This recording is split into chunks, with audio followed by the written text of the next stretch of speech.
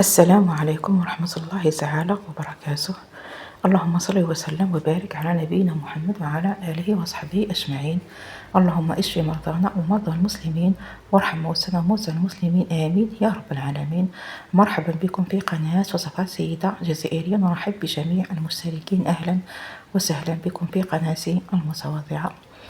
الوصفة اللي راح نشاركها معكم اليوم إن شاء الله هي وصفة لا شافلور ولا البروكلو في المقلاة، عبارة عن شكشوكة.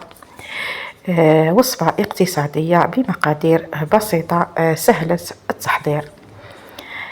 للأمانة الوصفة هذه صورتها قبل ما نمرض، ولكن قدر الله وما شاء فعل ما قدرتش نشاركها معكم. بسم الله، نبدأ على بركة الله. هنا كان عندي راس بروكلو صغير، كنت نقيته وقطعته وغسلته، ودوك ندي نحطو يشرشم.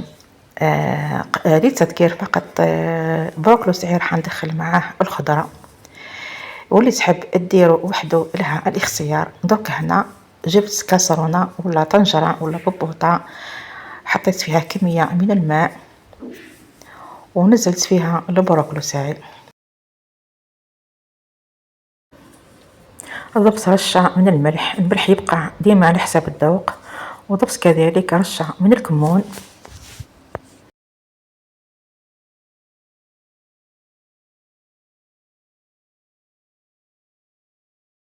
لكم من جهة خلاف عندي 3 حبات بطاطا، كنت نقيتهم وغسلتهم وقطعتهم إلى قطع صغيرة. حطيت الزيت في المقلاة تاعي، كي سخن الزيت بديت نقلي في البطاطا تاعي. درك نقلي البطاطا تاعي ونرجع لكم.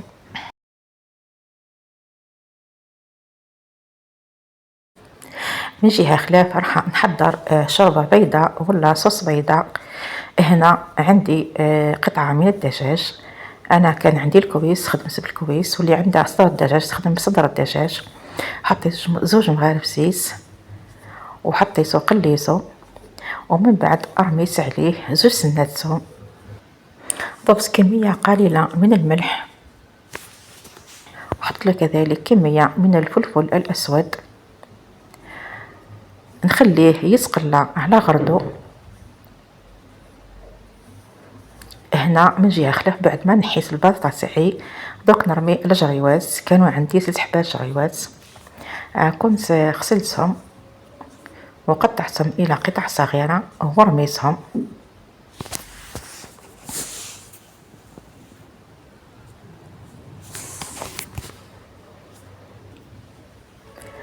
هنا بعد ما تقلى لي الدجاج تاعي مليح، دركا نمرق. راح نمرق ب2 كيسان الماء، مش حنكثر الماء.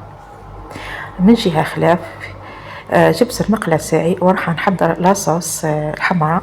عندي حبة بصلة صغيرة، كنت قشرتها وغسلتها وقطعتها إلى قطع صغيرة، طبعا بعد ما ضفت 2 مغارف زيت. هنا راح نرمي لها مغرف ولا ملعقة من الطماطم المصبرة، نقليهم مع بعضهم.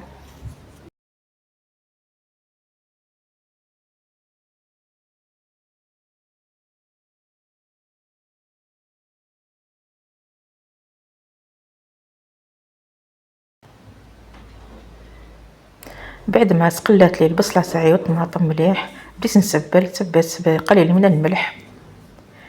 زدت رميت حبه تاع طماطم متوسطه، كنت غسلتها وقشرتها ورحيتها في الاشواغ ورميتها.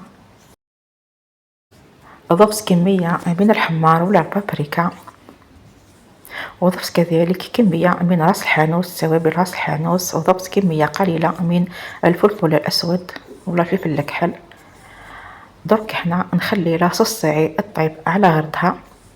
من بعد كي تقلات لاصوص تاعي مليح، ضفت 2 سنات ثوم.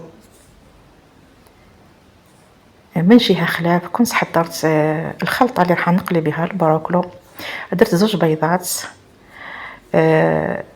تبلتهم بالفلفل الكحل والملح والحمار وراس الحانوت، وضفت لهم كميه قليله من الكركم. ضفت لهم كمية من الحليب، فنجان مش معمر تاع حليب. ضفت لهم كمية قليلة من المعدنوس. من جهة خلاف راح نمرق لاصوص تاعي الحمراء بهذيك الشوربة اللي طيبتها معاكم. علاش؟ باش ما في بلاصة الماء رميت مرقت بالشوربة البيضاء باه تجينا لاصوص تاعنا بنينة، تعطينا بنة ما شاء الله. فيها خلاف نكمل الخلطة تاعي تاع البروكلي. كون ضفت لها 3 مغارف كبار فارينة. هنا درك بعد ما سخن لي الزيت بديت نقلي في البروكلي تاعي. نكمل نحي البروكلي تاعي كامل ونرجع لكم. هنا نكون وصلت معاكم للمرحلة الأخيرة. دوك نرمي البروكلي تاعي ونزيد نرمي الجريواس ونزيد نرمي البطاطا، وفي المرحلة ما قبل الأخيرة نرمي الدجاج اللي طيبته معكم، نفتسه ونرميه. الوصفة هذه درتها لعشاء وليداتي وقلت علاش لا ما نشاركهاش معكم، لعل وعسى تعجبكم وتجربوها وتردوا لي في التعليقات.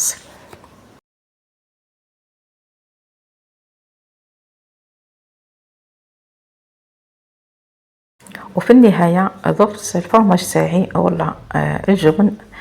الفرماج إضافة اختيارية، اللي تحب تضيف اللي تحب ما تضيفش.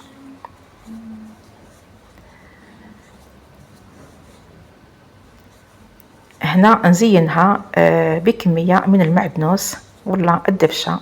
مرحلة التزيين كذلك اختيارية، زيني باللي عندك في الدار.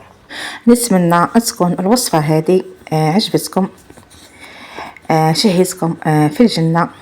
نتلاقى معكم إن شاء الله في فرصة أخرى ووصفة أخرى من وصفات سيدة جزائرية.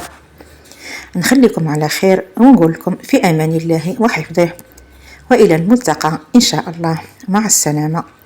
فقط للتذكير ما تنسونيش من لايك أو اشتراك أو تفعيل الجرس.